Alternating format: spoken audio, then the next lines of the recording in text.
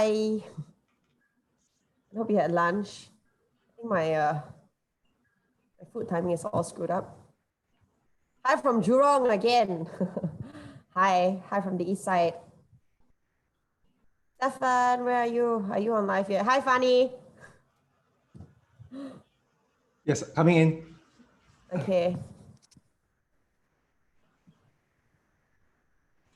Okay.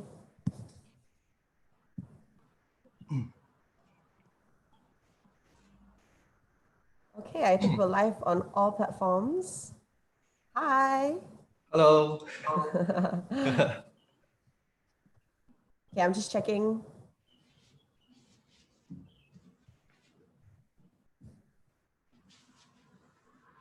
That everything is good.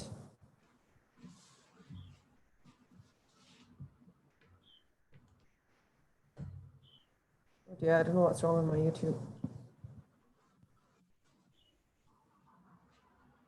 Okay, let's just wait for a few more people to get in and then let's just go. Okay. And check it. Okay, we're getting better at technology, guys. Yeah, hi Fiona. Okay, today we're gonna talk about optimism. So I think it'd be interesting. I wish I could do a live poll to ask whether you think you're an optimist or a pessimist. I think for some reason, just amongst my friends, as we were sort of planning this, I did ask around, and quite a lot of people think that they're actually pessimists. I don't know if it's a Singaporean thing, Steph. Do you think so? Big topic, yes. Yeah. I would think in a way that most or majority of Singaporeans are brought up in a society that is focusing on performance, and a lot about it is always about being analytical and being forward thinking. So that somehow will impact our optimism and pessimism. So to some extent, yes, there's some level of pessimism over there. Okay, I guess that's like the big thing. So if everyone's good, let's just jump right into it, okay? Thanks for joining us today. We're going to talk about optimism, and we of course have Stephen Lew, the founder of the School of Positive Psychology. We're going to go through quite a bit. Like I said, we just had a little chat about whether you think you're an optimist or a pessimist. I think it's a bit of an Asian thing. I think some of our viewers also say, I think it's way worse in South Korea and Japan. And it's a norm in very developed cities like Singapore. I think before we can even talk about that, let's just talk about optimism. I think for a lot of people, the understanding of it is that optimism is about thinking positive. Yeah. So well, it's about, yeah, is it really, if let's say I consider myself a fairly optimistic person, does it just mean that I think positive? Well, number one, I think that you are definitely a more optimistic person than most people in some ways. And whether is optimism related to positive thinking, is not really the case. And many often that optimism is more of a skill and also a choice. It's also a more a mindset that we have to develop over time. And it's not just simply positive thinking or blind optimism. Okay. So I guess to take one step back, why is it important to develop optimism? Well, of course, optimism, we have found out that through positive psychology research that optimistic people are more likely to live longer than pessimistic people. That's number one. Okay. And That's a then big reason. it's a big reason, yes. Yeah. And of course, there are also pessimistic people who live long, but they don't have a very pleasant life, definitely, because given that they are the high level of pessimism. But not only that, optimistic people also have better immune system.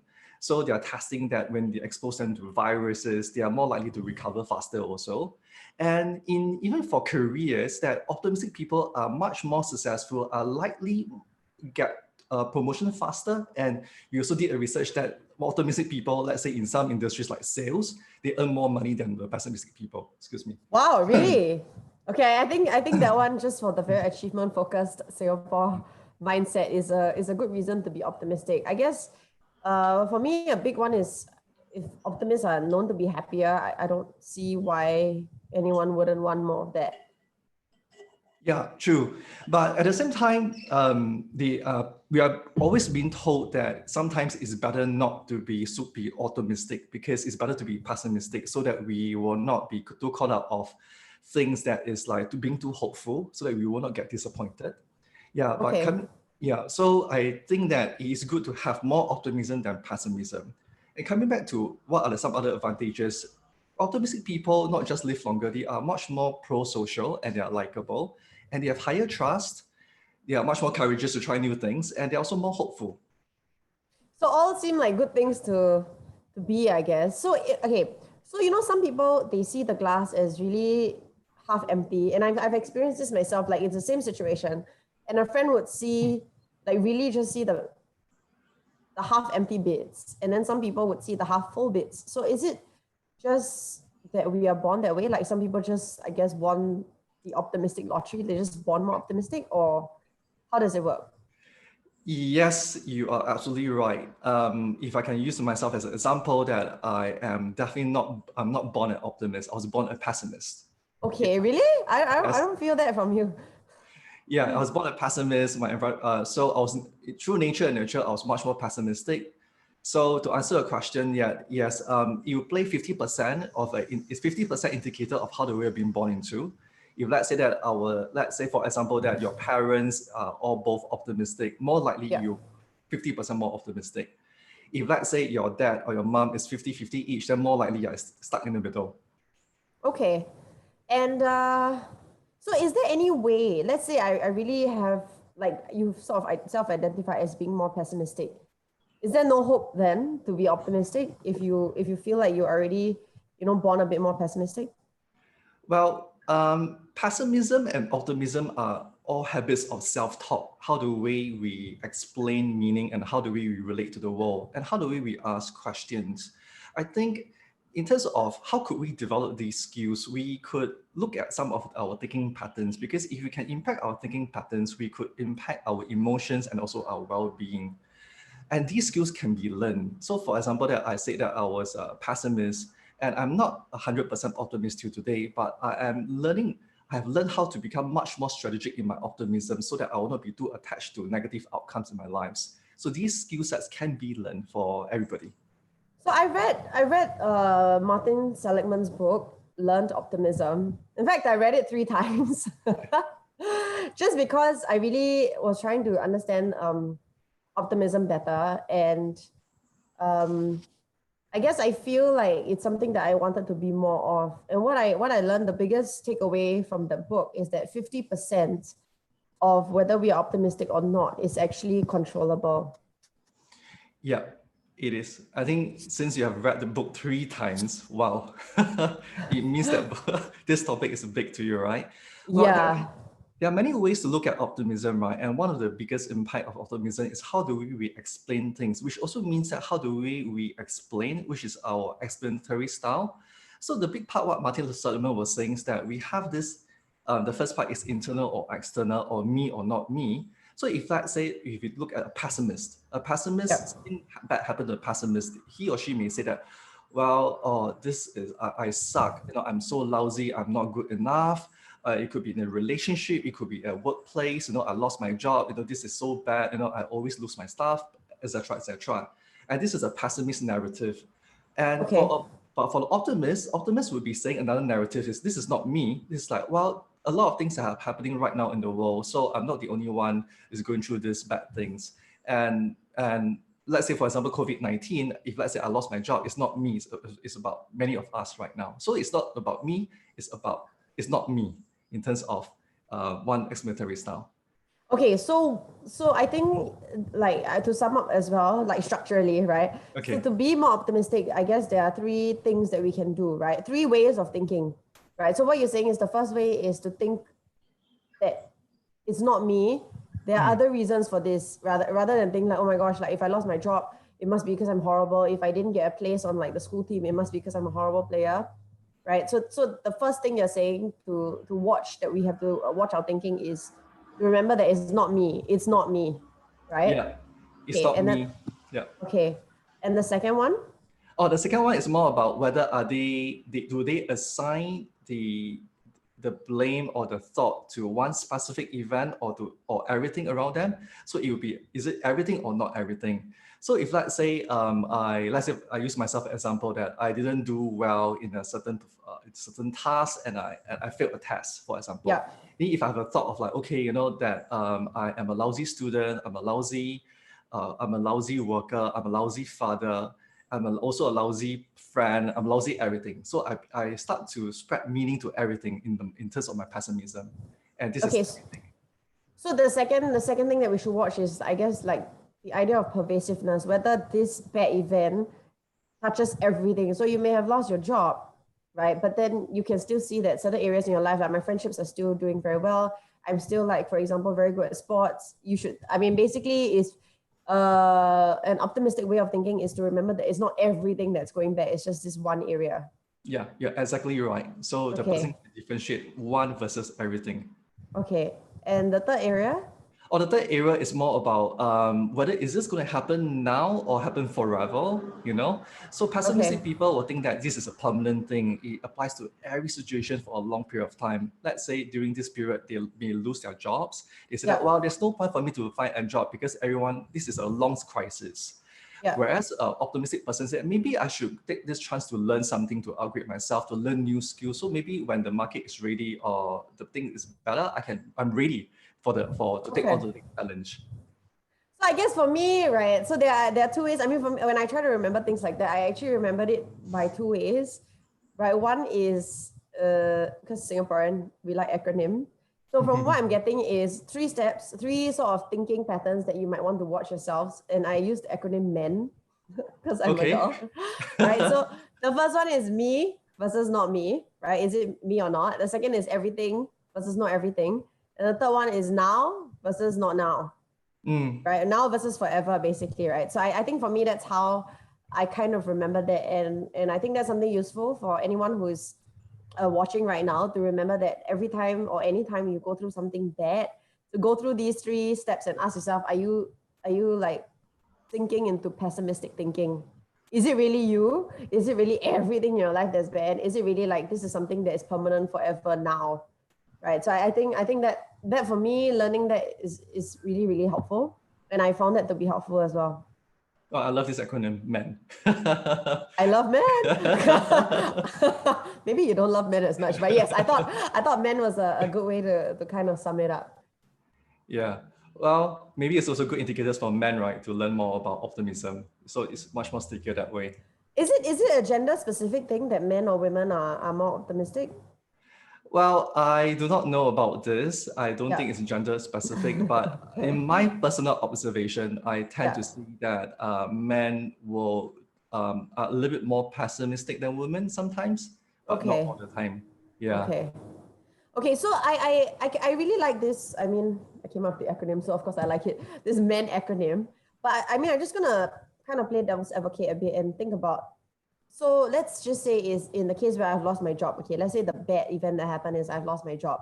So I tell myself the optimistic way of thinking is not me, which is maybe, you know, like it's just this period that all companies are sort of struggling, so they've had to downsize. So I've had to be let go. The second thing about is not everything. So I've lost my job, but I still have my health. I still have my family. You know, I still have a good life.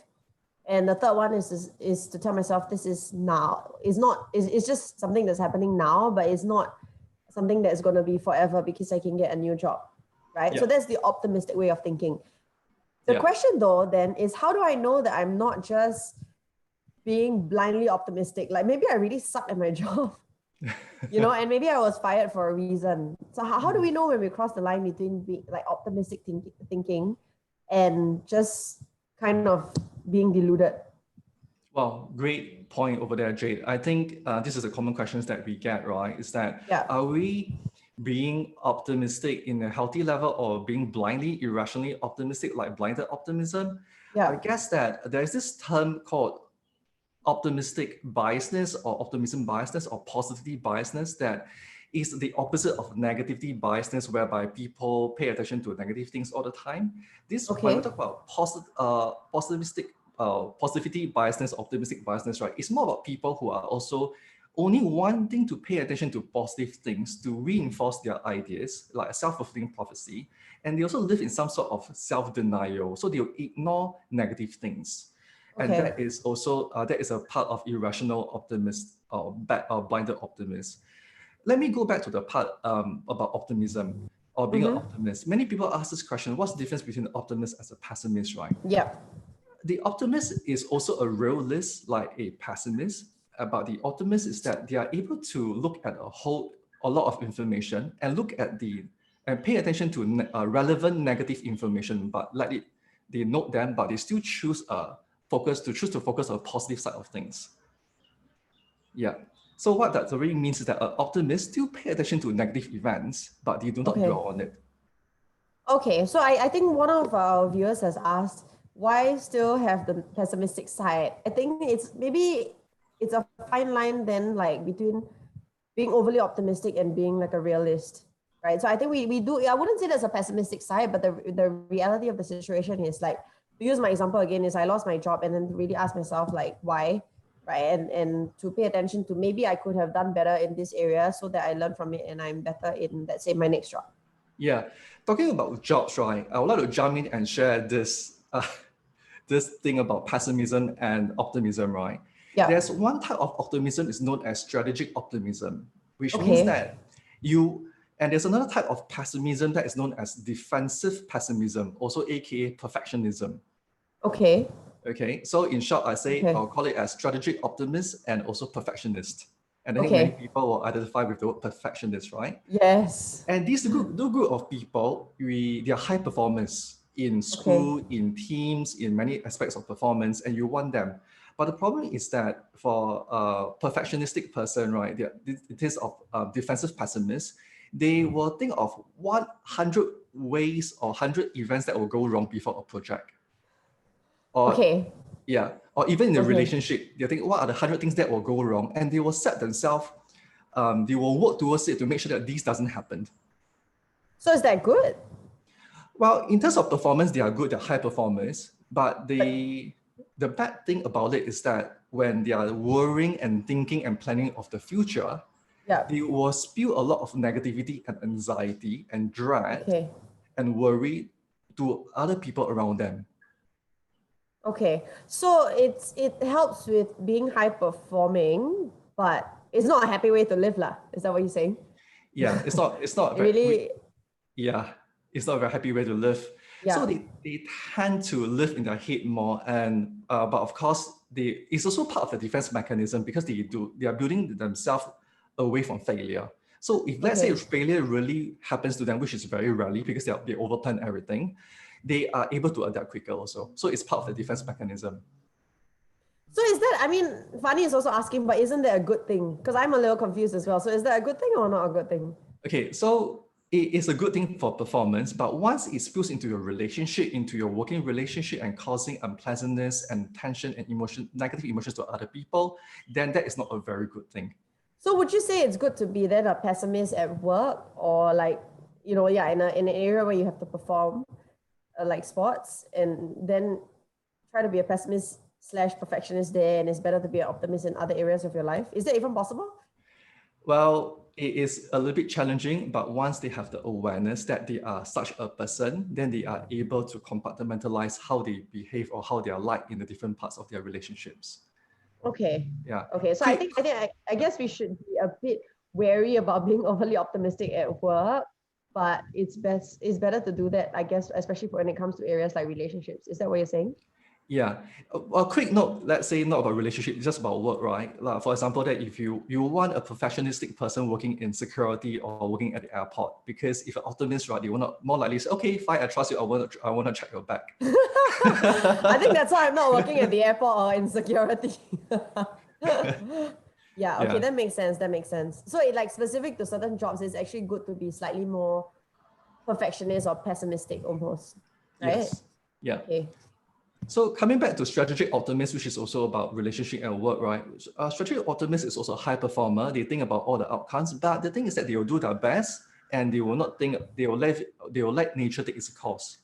And they're just aware that there are all these outcomes, some of which could be not so ideal, but they will also just let it be. Correct. They will still work really very hard, but they will not be too attached to the outcome because they are Okay. more likely to be adaptable also.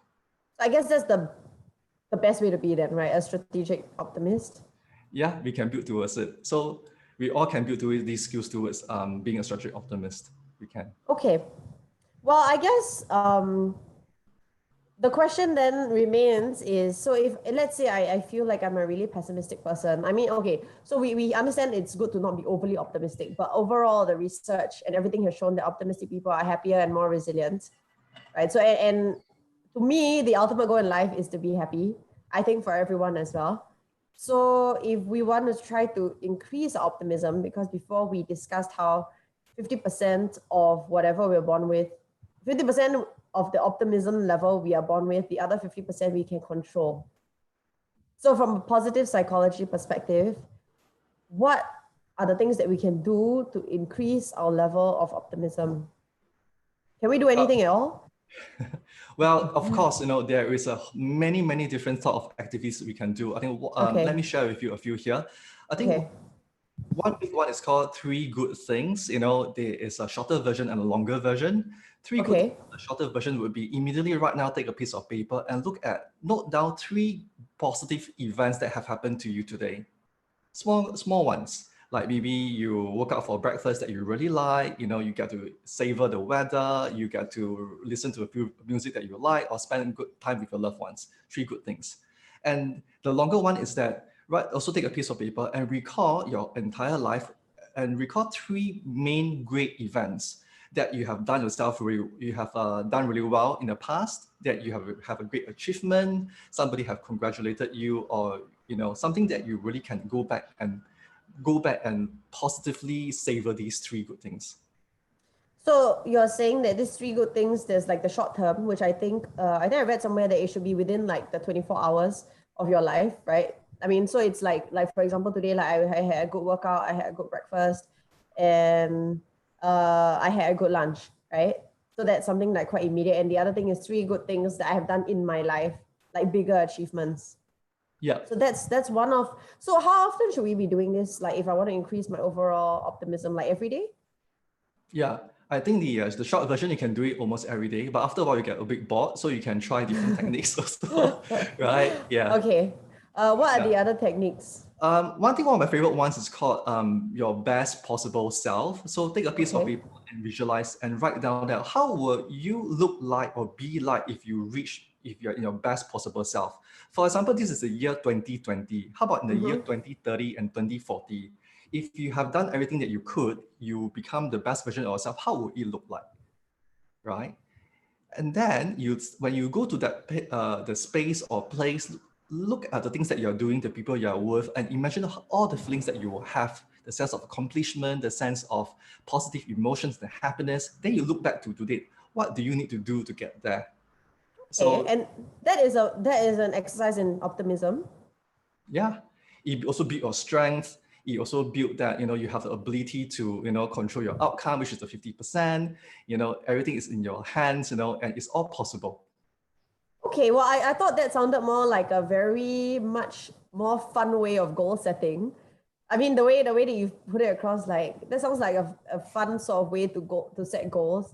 I mean, I know people talk a lot about goal setting. I find that really boring, to Really? do. But yeah, I mean, if it's very specific, it's just not my thing. But I guess if the goal setting is in the form of imagining my best possible self in like 10 years, then I think that's something that I wouldn't mind doing. Okay, so sorry. Yeah, no, I mean, there's a lot of talk lately about imagine your best possible self, create the best version of yourself. But I would like to emphasize the fact that it is okay not to know what is the best version of yourself like. It could be the second best version of yourself, Okay. Yeah, I think I have problems with that because there are a lot of like best versions of myself in different contexts. So maybe I can write in different contexts the best version of myself.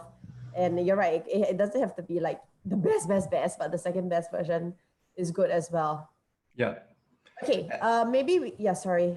Sorry, I No, didn't know it's okay. yeah. Please I go was ahead. gonna say let's do one more, maybe if you have one more activity for us as a suggestion on how we can increase our optimism, then we take a couple of questions because I see a few questions coming in. And the other one I really like is called the gratitude journaling or gratitude meditation, which you can use. Is that write down things that you're grateful for, okay? And you do it yourself, write out in the journal. And there's a lot of talks about writing it down before you sleep for 21 days, and you can really program a positive habit in you. Instead of doing that, of course, on top of that, you can write 3 good things or think about 3 good things when you wake up in the day. Okay. Yeah. And I call it the gratitude meditation in a way that, so for example, this is what I do when I'm in the shower, when I after I work out, I will think of 3 good things I'm grateful for, and then I'll feel it on my body. How will my body feel like when I feel grateful for? And I start the day right, feeling positive too. Okay. I think when you say the word meditation, to a lot of people is like, they like close your eyes and like do the usa. but I mean that was like my misconception about meditation before that. But I think you're right. So-called meditation can be done. For me, actually, it's not like I close my eyes when I'm doing this, but I do it while I'm driving or doing something boring, like if I have to wait in line alone. Right. Wait, So what do you mean by you do it while driving? like when I'm driving, I used to switch on like really loud music and sing along. I mean, I still do that sometimes, but there are times now when I try to practice some sort of, I guess like, actually, I wouldn't even call it mindful driving because I'm not really focusing on the road. Like, because I'm an autopilot, but then in my mind, I'm actually focusing on what I am grateful for. It's kind of like what you just said, except you do it in the shower. I kind of do it when I'm driving or when I'm like mindlessly like walking to buy food or waiting in line for something. That's what I do. And I think meditation can come in that form, meditation, right? It doesn't have to be like you're closing your eyes. Please don't close your eyes while driving. You can do it when you're doing something that's a bit more mundane, but you're engaging your mind to sort of think about, like you said, 3 good things that you're grateful for. Because sometimes thinking about like writing it down, 3 things before you sleep, although science has proven that this is like the best way to do it, before I go to sleep, I just want to go to sleep. Like I really like, at most I will put on lip balm, I think. Yeah. Well, if I could offer one more quick, easy to do, optimism practice is that I call it positive labeling. So instead of looking at things in label negative things, look at things around you, the nature, people, on the streets, and notice what is good in your life. What are the positive things that you can look at? Okay, yeah. Like, well, you mean like literally in your house? Or what do you mean? In your house, from your window, when you look at the external world, what are the positive things that you can label? So for example, when I look out the window right now, right, I can see the trees, and on top of the trees, I see the new greens growing. I say, oh, that's very good, beautiful sight. And I can see people crossing the road, and then there's one person looking. Okay, the mobile phone is crossing not very good. I can see another person paying attention to the greens, so they're really attached to nature. So these are the positive events that you can really label that was going well in your life. Okay. Yeah. So what do you call this last exercise again? Positive labeling. Positive labeling. Okay. Yeah.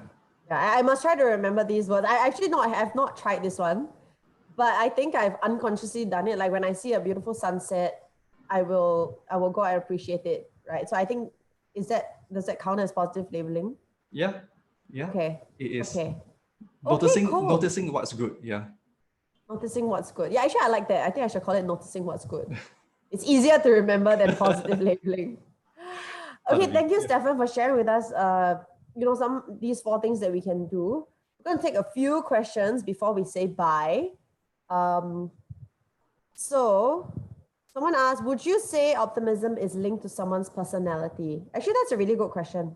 Like, people assume, okay, I guess I am quite optimistic, but people think I'm very optimistic because I'm very maybe chatty or extroverted. Do you think it's linked to personality? Yes, it is. It is. Yeah, it is. It's definitely linked to personalities, but yet at the same time that we have this, many of us tend to think that personalities are fixed, right? But in fact personalities are malleable.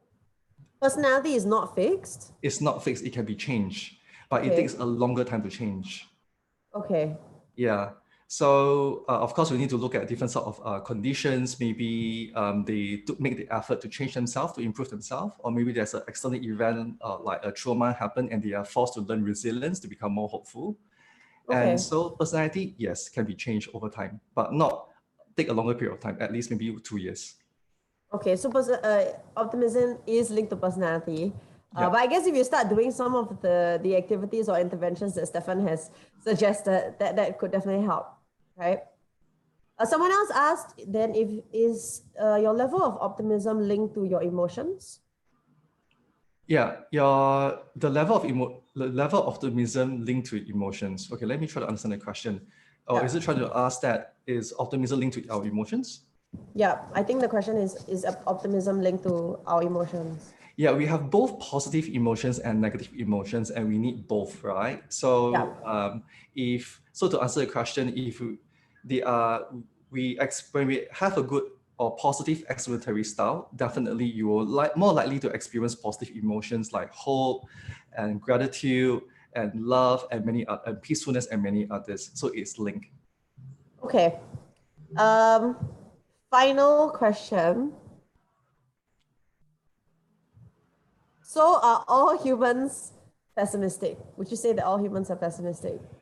Well, I would say all humans are pessimistic and optimistic at the same time, but this is an excellent question. 200,000 years ago, okay, until now, right, our brain has not changed. So 200,000 years ago, we are hardwired to be pessimistic because we have predators, we have we need to make sure that someone is guarding the cave so that nobody will come invade us. And kill us. Yeah, and we cannot afford to be optimistic at that point of time. Okay. Yeah. But right now, 200,000 years later, our brain have not shifted. So we still have that pessimistic mindset for survival, but we can survive, but we will not necessarily be happier. So if you want to develop optimism now, this is the best time to develop optimism because we have no natural predators and then we have a control. Thank you so much, Stefan. And thanks everyone who has joined in the discussion. I hope this helps you a little bit, understand optimism a little bit better. And so the next time if someone says, labels you an optimist or pessimist, or you go through some other, I don't know, online test. Now it's very everyone's doing online tests these days because everyone's at home. To decide whether you're optimist or pessimist, I hope you're in a better position to realize that you can kind of choose which you want to be, and that actually it is better to be an optimist, even if you're sometimes a little deluded, and maybe just not at work, right? Because then that might affect your work performance. But in general, to be happier and more resilient in life, it is better to be an optimist. Yes, it is. So let us know what you think of this series. Stefan and I are gonna continue this, I think, for the next few weeks at least, as we all stay home. Good news today, of course, announced that we might be loosening up a bit on circuit breaker measures. So, thank you so much for being with us. Let us know, give us your comments, your feedback, tell us, what it is that you want us to talk about next. We do take it all into account, which is how we came up with the topic today. Yeah. Great. So pay attention to your optimism. Yeah. Thanks, Stefan. See you. Thank you. Thanks, everyone. Bye-bye.